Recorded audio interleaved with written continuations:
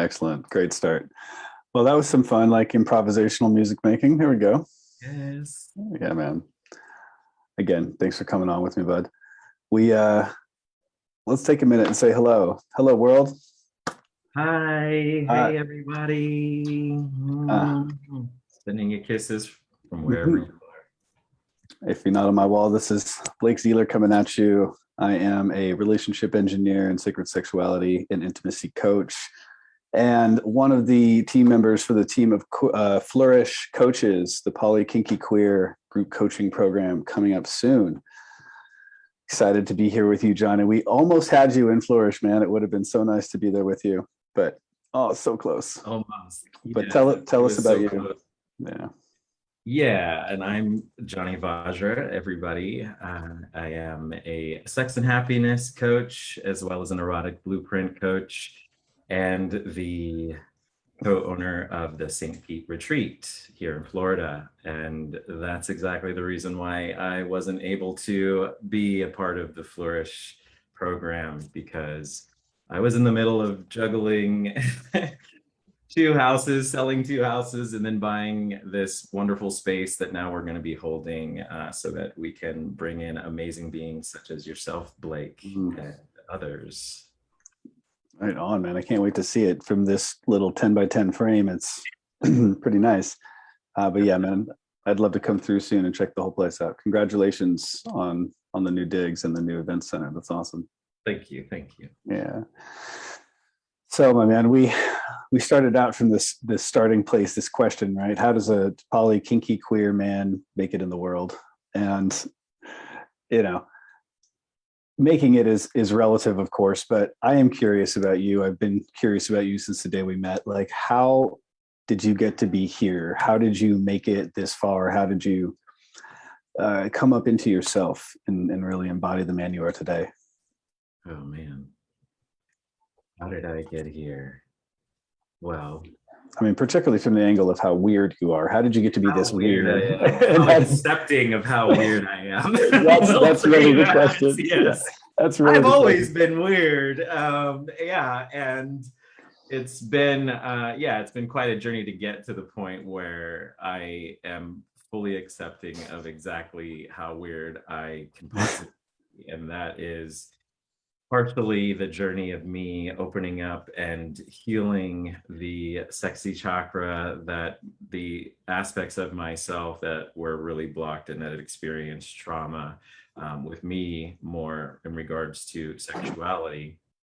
And when I was able to get to that point, then there was like a reset button for me where it was hitting 0 point, and I was able to make the choices consciously for myself as to what that looked like for me, what reality looked like for me, what happiness looks like for me. And also what my shadow was speaking to me, like what were the things that were deep within my psyche that were creating these unconscious patterns that were also manifesting in my interactions and in what I was bringing and calling into my own space of reality for myself.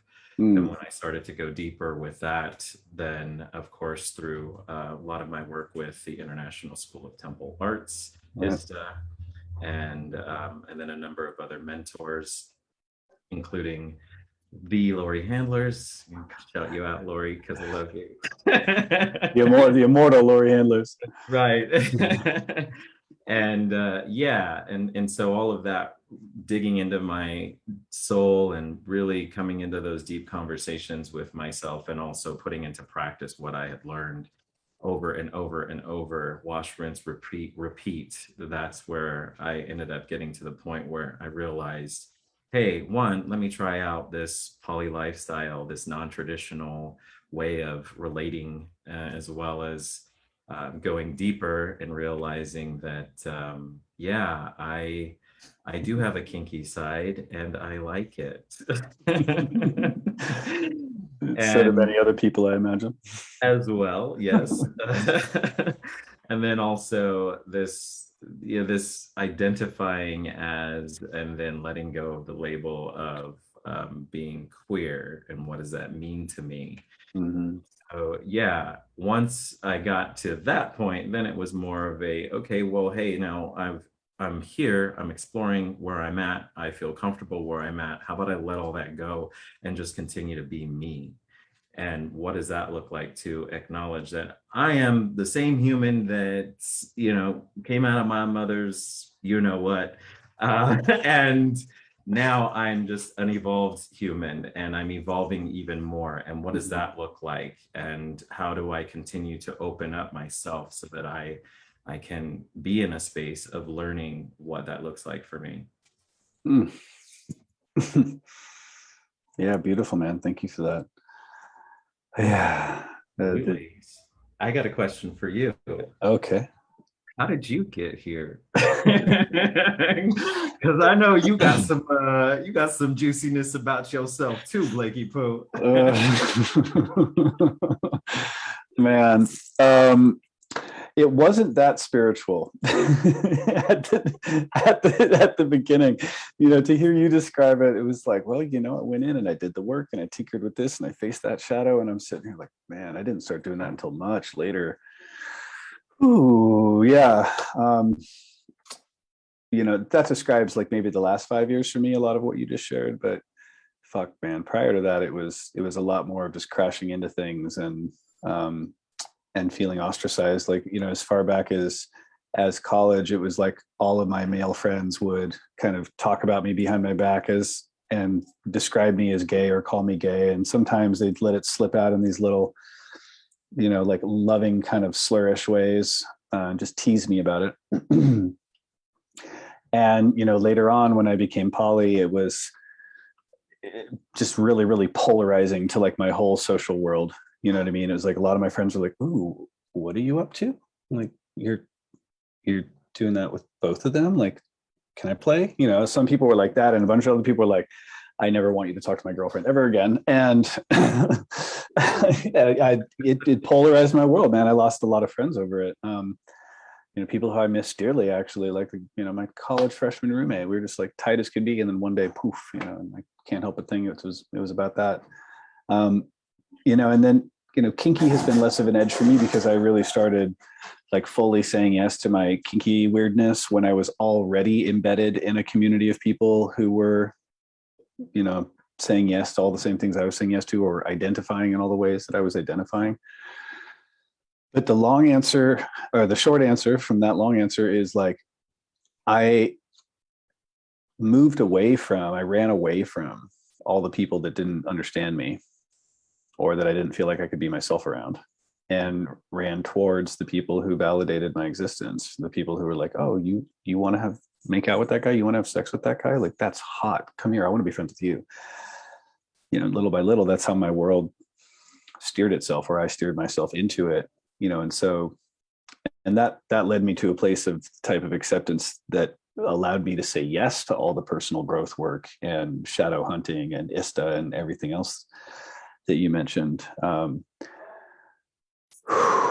Yeah, it's, some feelings come up as I talk about this, bud, because like those first, like, I'm married and divorced to a woman who totally couldn't accept me as queer and gave me a bunch of shame about it, and I took it in and shamed myself.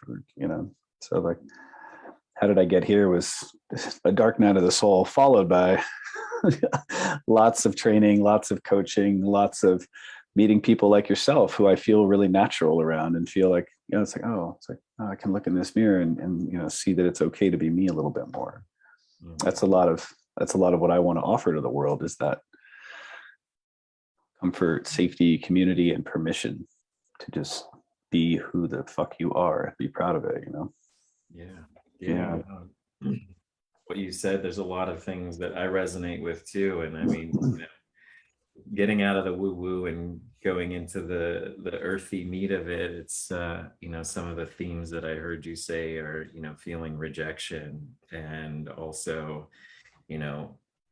going into those spaces where you're feeling like you want to be accepted and also you want to accept others, but feeling that there's some type of dissonance there, and there's that Mm-hmm. resistance there. Mm-hmm.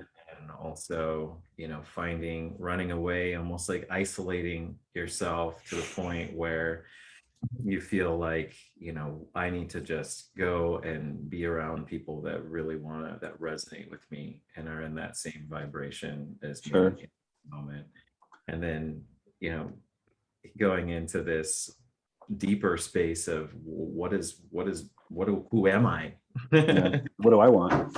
What do I want? Yeah, And outside of everybody that's around me. And so, I mean, I can say that I personally resonate with all of those. And totally. I imagine that there are multiple people out there that also feel the same way, and they don't know where to go, and they don't know where to even start. And, Yeah. there's just so many layers that they feel that are in between them and where they want to be, Mhm. that they're just kind of lost. And I know I was there too. Yeah, yeah. Likewise, man. I knew we'd be able to resonate on this journey. Yeah, if you could go all the way back to I don't know, to the beginning, to like what did you wish you had known when you were young, or what do you wish someone had said to you somewhere along the way that might have, I don't know, everything happens for a reason, of course, and you learned what you needed to learn in the way that you needed to learn it, but like what might have made a difference and set you up for less suffering, or more joy, or more connection, or more safety? Hmm. Yeah. That question, whenever people ask me, I'm like, I feel like I draw a blank. And I'm like, all right, pass me. What do you need to know right now so that Sure. you can be all the me that you're going to be? I would Yeah. say, yeah, it's man, I think the biggest thing for me in the past was seeking acceptance from other people, Mhm. just really going into that. I mean, that's where, I would say it for all those out there who are recovering from a religious organization. I am a recovering Jehovah's Witness. And so it's much like an addiction, it's one of those where yeah, it took me quite a few years to get out of that mental loop of being like, I'm burning in hell, and everything that I'm doing is wrong, and God doesn't accept me. And so when I finally got to that point to realize that I am the only true authority source of acceptance, and when I really truly believe that and trust that and know that I am the one that needs to accept me and no one else, and when Mhm. I accept me, everything else falls into place. And the ones who resonate with my own self acceptance, they're the ones who are going to be there to support me. Mhm. That's what I would have told past me. Like, look, Yeah. dude, accept yourself, and whatever you got to do to get to that point of self acceptance, forgive yourself for all of those things that you didn't know that you did, or that didn't do, or should have done, or would have done, or could have Mhm. done. Forgive yourself from all of that. Forgive, Mhm. forgive, forgive. And once Mhm. you've done that, then acknowledge that you are all good. We Mhm. are all good exactly where we are, as we are in this moment right now, and every moment going forward. Oh. And it'll all fall into place. Trust the mystery, baby. That's what I would say to pass me. I think he just heard you. That transmission was so powerful. I like my whole chest is like on fire right now, man. That was brilliant. He definitely heard you and probably turned a corner years Oh, ago. yes. Thank you, Wow. pass me. Oh. I love Hey, you. thanks, future Johnny. That was great. Who the fuck is Bajra? We're not figuring that shit out together.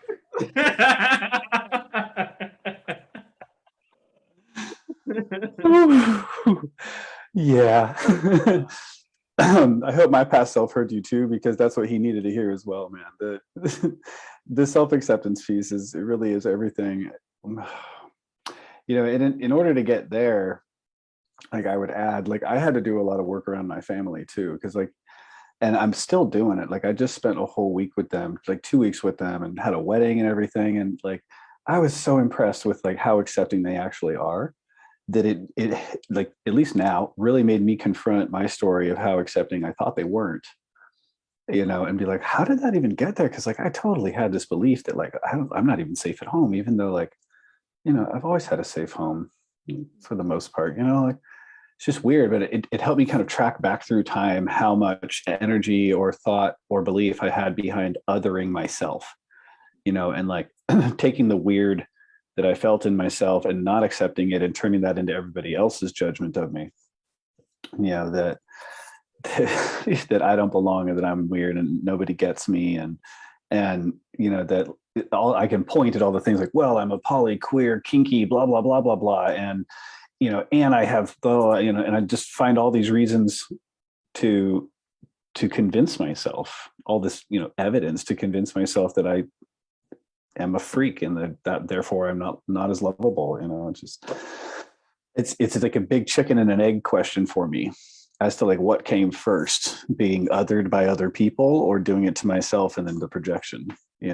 But it's been happening since I was got to grade school, like yeah, this big, got since I was 7 or something, and maybe before that, um but I think that's endemic to the world, not just for poly, kinky, queer weirdos like us, but people, like one of my great teachers, we'll give her a shout out to, Kamala Devi McClure, said to me recently, yeah, what's up, KD?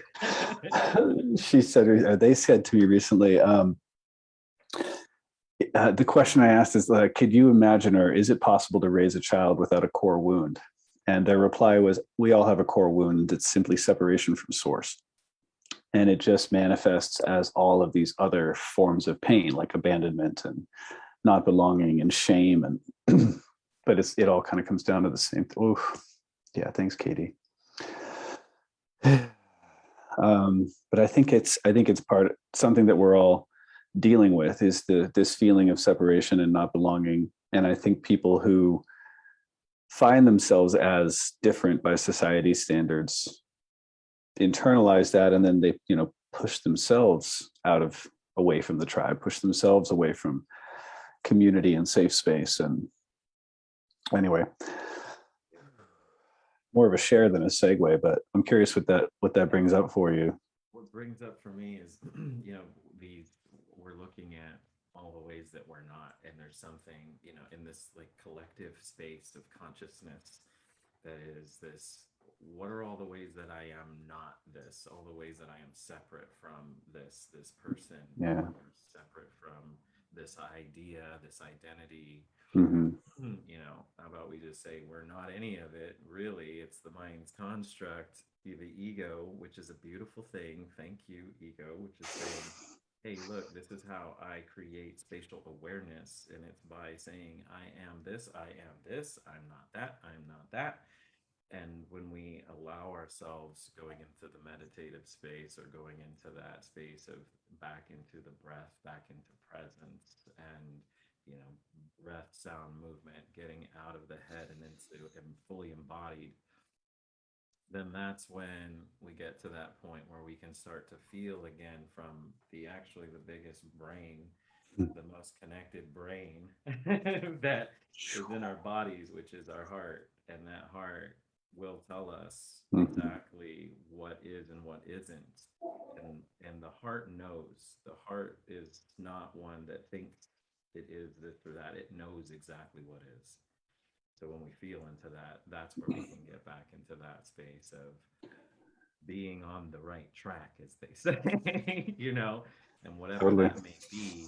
It for you and I, it happens to be this being poly, being kinky, being queer, and I want to say, going back into the poly space, because for me, one of the big pieces that really helped me when I think about poly, I mean, I think of myself more like, uh, I'm relate I relate non-traditionally. Sure. That's what I would say that is really what's in alignment with me, because the book Polysecure by Jessica Fern really helped me to see, that it's more this idea, this concept of relating is more like in a quadrant, and it's like it shifts based on where you are and who you're with and how you relate and how you feel in your environment and all of these different other aspects. It's like we're not just these linear beings, we're multi-dimensional beings. And so for me in this moment, I am very much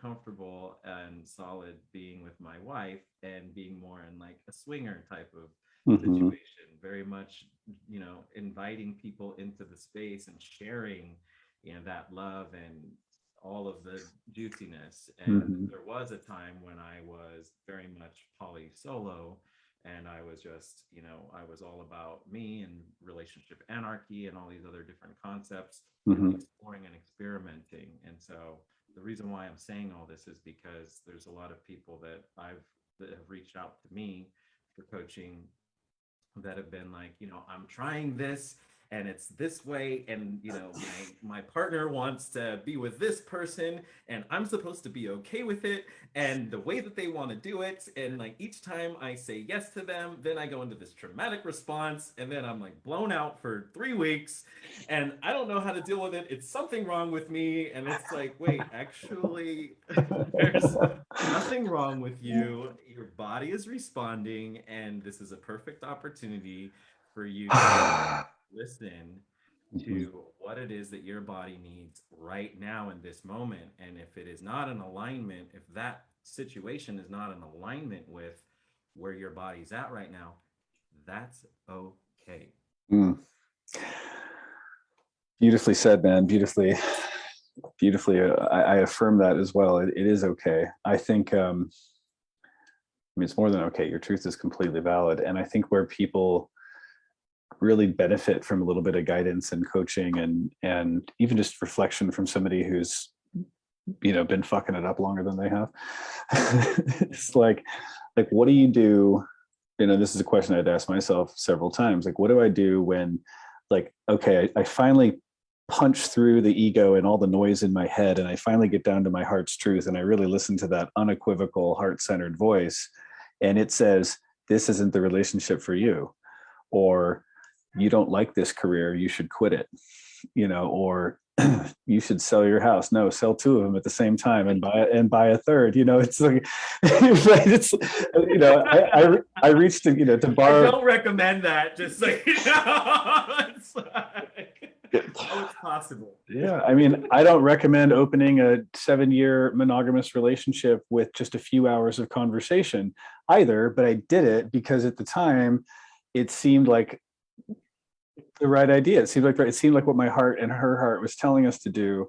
And so we did it. And man, I wish we had had more community, and we had something more than just a couple of books. We had like The Ethical Slut and Sex at Dawn, and later more than 2 came out, but like the help was far away. And I wish I had it, because when I did bump up against those inconvenient truths coming from the heart that are bound to like upend my whole world, man, that's really when I needed the support. And I got through it one way or another. But yeah, it would have been nice to just have somebody say something like you just said, like, hey, this response you're having in your body, like, that's okay. You're having a human response to things. You don't have to, go through the mental wrestling matches that I put myself through trying to decide what I want rather than feel the truth of it. Yeah, a little bit more grace and a lot of bit more ease. And more lube than you think you need. Always more lube. You gotta get like that big ass, bulk Costco. Just put out,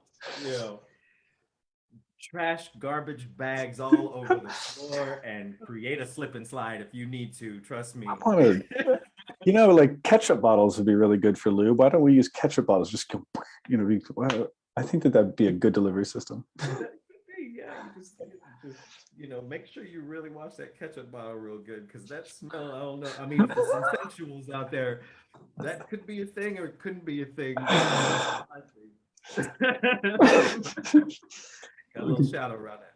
Yeah. But Yeah. anyway, And so you're gonna let that one go. right, we can let that fly. Yeah, So yeah, yeah, yeah. and I would say, we're thinking about this whole, what is it that we need? How can you, present you, learn from past us? Because we've done it, we've probably fucked it up, and we've Yeah. most likely learned something from it. And a lot of these tools and these techniques from the modalities and the lineages that we've studied, you and I have studied, with quite a few overlapping, and Sure. that's where we've done a lot of the work so that others can come to us and really feel safe and feel held, and for a true permission field to be opened so that they can say something that maybe they didn't even want to Google about or didn't feel comfortable saying, in in the Supreme Court, let's say, but yet this was the space because we've most likely heard it before. We might have even done it before, and we might know a little thing, or at least be able to point you in the direction of someone who. Beautiful, brother. Yes. Wow. So are these the sort of events that you want to have at your new space? Like what's going on down there? How can people contact you to bring some healing to the St. Pete retreat? Yeah, so the St. Pete retreat, this is gonna be, so we've got this place. It's about a little over a quarter acre here in the heart of St. Petersburg, Florida. And yeah, we want to call on to those who would like to do a destination retreat here. And it's a very intimate setting. We can hold workshop space for about 15 to 20 people comfortably. In the winter time, when it gets a bit warmer and we don't have the mosquitoes, it opens up quite a bit more. Mhm. And so we're calling those folks in who want to do retreats, come to us, and we're happy to hold that space for you here in St. Pete. We also are doing private retreats for those who say one or two or four people, some couples who are looking to do this work, who feel called to do work with my partner, my wife, and Mhm. Stacy at Cedro. She's also an erotic blueprint coach, and yeah, and we're here to hold space for you all. So that's my deal, and I look forward to you all coming here. And now, Blake, what are you doing? What's going Uh, on with this flourish thing here? oh my goodness. More about it. I'll tell you what, just like to get there, like a little riff off the last thing you shared. When I first started really embracing who I was and becoming poly and like being like, yeah, I'm queer, I'm bisexual, I'm pansexual, and like actually starting to own it, it was such a rush to the ego. It was such a rush to my head of like, yeah, I'm finally doing it, that I had this feeling like I've got it all figured out now. And yeah, I suppose that's the point in time that I would go back as my future self and tell past self, like, dude, this is the time to look into what's out there, find some resources, find a coach, find a teacher. And so it's from that place inside of knowing that there are a lot of people out there who are at the same threshold of really trying to step into being who they really are, really trying to express through all of these beautiful channels that other people find weird, but they find to be an essential part of who they are. It's with that in our hearts that we created Flourish. Brianna Krabeyer's idea, shout out to Brianna as well, Hey, and what up, B? created this a spin out of Sacred Sexuality Rising. There's been a lot of buzz of it there to offer some coaching programs. And so she picked me and three other awesome coaches, one of whom we had to find a replacement for, unfortunately, but there is no replacing Johnny Vajra, ladies and gentlemen, the one and only. But we've been putting our heads together for a few months and really shaking it down to like, what are the things that we most needed to hear back when we were trying to figure this all out for ourselves? Where were the places that we really felt like we weren't understood, or where that the mind is saying this is what I want, but the gut is saying, oh hell no. So we wrote a curriculum accordingly to answer a lot of the really common questions, many of which we've touched on today. It's running from November 4th through the New Year's, 3 months long. We're going to have group coaching sessions, and we're going to have one-on-one private coaching available. You'll get paired with one of our 5 coaches, and we'll set you up with kind of that best of both worlds. It's affordable. There are scholarships available, and it's going to be awesome. It's just going to be awesome. You can find us at sacredsexualityrising.com, and you can find it on Facebook through my wall, through Brianna's wall, through Sacred Sexuality Rising. You're probably going to see a lot of stuff for it coming out after this. This was one of our big debut lives, and you were the top of my list of somebody to go out, go public and talk about this stuff with, man. I love you very much, Johnny. You're the best. Thanks, Blake, and I appreciate you reaching out and making me a part of this. And even though, all the circumstances were what they were, Yeah, it definitely was one where it was difficult to say no, and it was one of those where I knew that this was what I needed for myself. And so, and I'm so happy to promote and to also be able to support you all in this amazing opportunity for all of those who feel aligned to join. Thank you, Johnny. Thank you so much. I can practically hear the other 4 coaches just be like, yeah, Johnny and Blake, you guys are great. So yeah, check us out. That's Flourish. Check out Flourish, the Poly Kinky Queer coaching program starting soon, and the St. Pete Retreat with Johnny Basra and Stacey Isidrio. Good luck down there, bud. I hope to see you around the way. Thank you. Yes, I'm looking forward to feeling you again as well in the same space. Absolutely. And thanks to everyone else here who's joined us. So happy to be here with you all. Thank you, Facebook. See you next time.